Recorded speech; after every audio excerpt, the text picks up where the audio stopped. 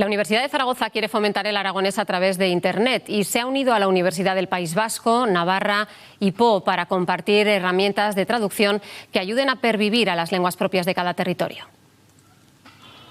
Son 4 territorios unidos con un objetivo común: que sus lenguas sobrevivan en el futuro gracias a las nuevas tecnologías.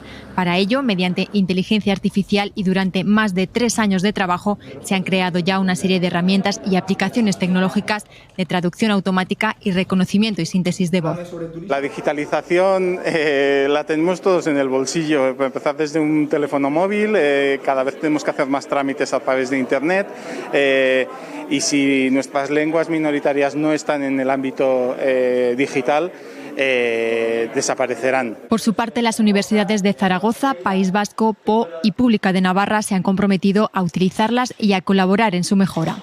Lo que queremos es que esta tecnología nos ayude a que no se pierda y a que consideremos normal que si una persona que lo domina, que lo maneja, quiere expresarse en esta lengua, pueda hacerlo sin que esto sea un obstáculo para la comunicación, al menos para la comunicación académica y científica en nuestra universidad.